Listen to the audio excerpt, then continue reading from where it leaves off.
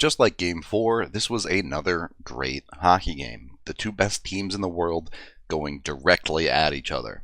Unfortunately, this time it went the other way. Avs lose to the Tampa Bay Lightning 3-2 in Game 5 of the Stanley Cup Final.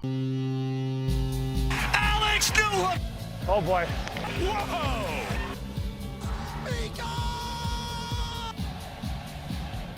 It should not be shocking that there is a game where Tampa is one goal better than the Avs. This goes both ways when it's two great teams. You're not going to be able to eke out every single win. And before we really get into this, let's get this out of the way. Stop blaming the refs. Just don't do it.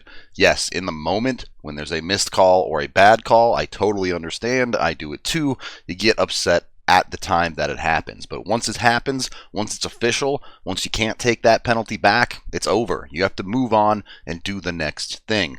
The Avs were 2-2 in the third period of this game, and the refs didn't call anything really when the game mattered in the third period. I know the late 6-on-5 call, but the Avs were very likely losing the game there anyway. The refs didn't decide this game, the players did.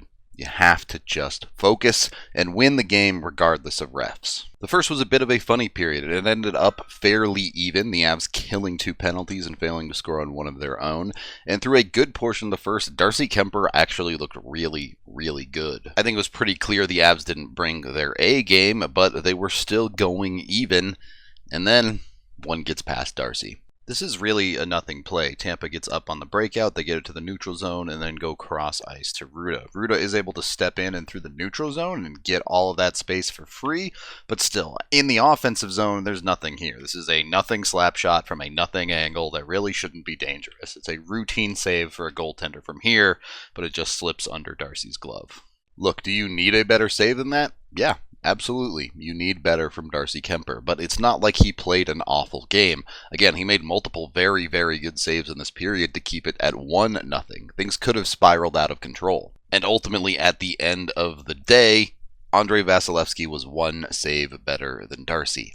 Most nights, for most goalies, if you're only 1 save worse than Vasilevskiy, you did pretty okay. And let's not forget, Kuemper has beaten Vasilevskiy by 1 save twice already in this series. So you continue to be in this same room with Darcy, where there are plays where you would like better, but at the end of the day, his play is still fine. It's the Avs that need to get the job done. You go into the second period, and this is where the Avs are probably the better team, most notably. They have a proper pushback, they do a very good job of limiting Tampa at 5-on-5, and you know what? Andrei Vasilevskiy gives up bad goals too. Faceoffs only matter when they matter. Avs win an offensive 1-zone here and get it back over to Makar, who's able to walk in enough to throw a decent shot on net. It bounces off of Vasilevskiy. He doesn't receive it well and doesn't recognize how it bounces off of him. Looks a lot like Darcy Kuemper at times, doesn't it? So it's a wide open puck on the back door where Vasi can't find it, and Nichushkin, the only one who really sees it, gets to it and tumps it into the open net. I'm going to be honest with you, I thought Vasi was fighting the puck pretty much all night long. He really did seem to struggle at times with his rebound control and finding pucks off those rebounds. This was just the only one that really went the Avs' way, where they found it and were able to jam it home. Unfortunately, this tie would not last very long, as the penalties would roll in. You end up in a 4-on-4 situation. Again, the calls were the calls, not going to argue with them. And then Makar takes a tripping penalty to put them in a 4-on-3 situation. It's an extremely weird penalty and an extremely tough one to be put in, but the Avs had to find a way to kill it, and they just couldn't. A 4-on-3 situation, no surprises Tampa scores here, but do take a look at how aggressively they use space. They have 2 guys below the goal line, 1 at the dots, and their top man is at highest at the top of the circles. And you'll see him even work in just about to the same spot to let this shot go. There's bodies in front. It's Nikita Kucherov. This is just a great shot, and credit where credit's due. Hard to really blame anyone on the penalty kill there. It's a 4-on-3. It's a really weird situation, and that's a great shot. So the Avs go down 2-1. Really, Makar needs to not take that trip. I think that's the key there, and you move on. You got to go be 1 goal better from there. That brings us to the third period, where again, the Avs have a response. They come out early in the third, and they get the next goal. Colorado getting up the ice here, and they're going to do a good job of making good decisions with the puck. They use the space they have, and then they dump it in, and they get a bit of a fortunate bounce. Then Val Nichushkin is able to collect it, control it, wait for support. He gets Landy cutting to the net. He gets his defenseman setting up high, as well as McKinnon, the third forward, and the Avs get a quality offensive zone possession out of this. From here, it's just a little bit more luck, as Makar is given a lot of space. He does a good job to walk in. He even puts a good shot on goal. This is a quality shot, but it's going to get saved by Vasilevsky's blocker. The thing is, it's going to bounce off of that blocker right towards Eric Chernak and go off of his skate and go directly back through Vasi and into the net. Is there a good amount of luck involved in that goal? Absolutely, but the Avs also put it to a dangerous area and things worked out. So here you have it again. You get to the third period and it's a brand new hockey game. Tied 2-2. Next goal probably wins the game. Who's going to be the better team? And again, I don't think the Avs brought their A game here. They played okay, but at lots of times their execution seemed to struggle. Their passes weren't quite connecting. In certain ways, that looked like game 3. At the same time, it's 2-2. The Avs are pushing. They're right in it. It feels like game 4, where they've come from behind to try and take the game.